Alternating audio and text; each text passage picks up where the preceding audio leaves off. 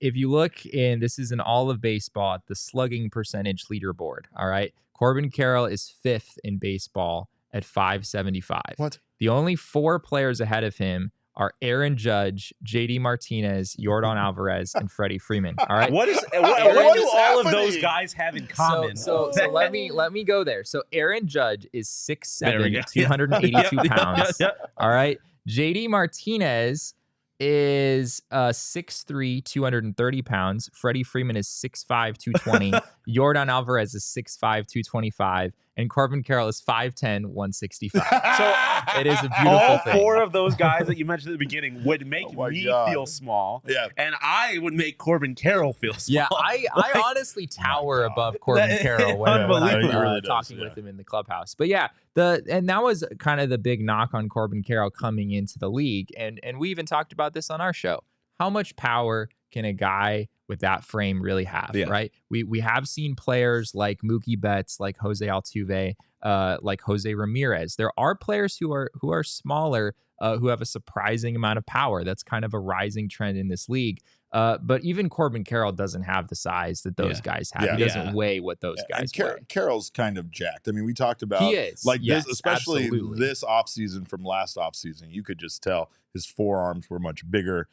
His frame was much bigger. He just looked like he had, but he's still a smaller guy, so he's still not going to be able to put on that much size. And I mean, like we had talked about it. I was talking to you a little bit about during the watch along. Like the difference between those guys is that Corbin's probably not going to be at a home run derby, right? Like he's not hitting those 450. Like, oh my God, everyone needs to see this home run all the time necessarily. But if it's over the fence, it's over the fence. Like if he's doubles are doubles, home runs are home runs. It's all based on how you hit it, right? It doesn't matter your size sometimes if you actually know how to hit the ball well and you're getting the barrel on the ball. Corbin Carroll is just absolutely seeing the ball well. And I mean, he's just had critical hits. You brought that up earlier. He had the game-winning hit, which was his first walk-off hit of his career. Now he's setting another a new career goal with getting his first multi-home run game and also his first grand slam in the same game. I wish I could grow a goatee because I would go like Corbin goatee. Like you go like longer? Yeah, no, I just can't. My facial hair doesn't connect. It just doesn't connect that little gap. Grow a real goatee. A Corbin style. I don't know if Corbin can really grow a goatee. I mean, he's got a lot more there than I do. He does. He's trying, man. I am not going to say anything bad about that man. He is our king snake, and let's throw it up there.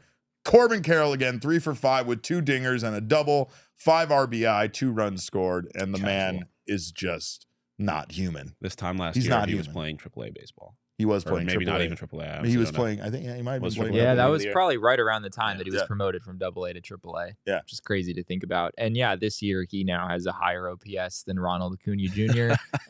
And yeah, exactly where we thought it was going to go, Jesse. We predicted this during the offseason. It's what everyone in the chat is saying. Like there does come a point when we should maybe be, and granted, it's probably too early in the season to be having either the Rookie of the Year or the MVP conversation.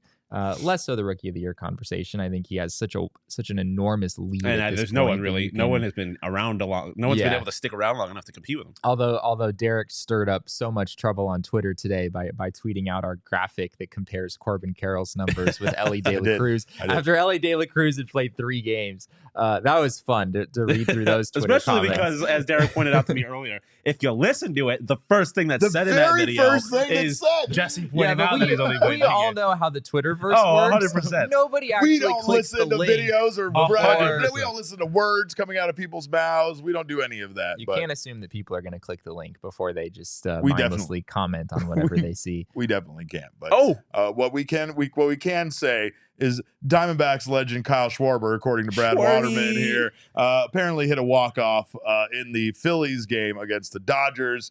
So now, if you're keeping score at home, 2.5. The Arizona Diamondbacks have a 2.5 game lead over the Los Angeles Dodgers.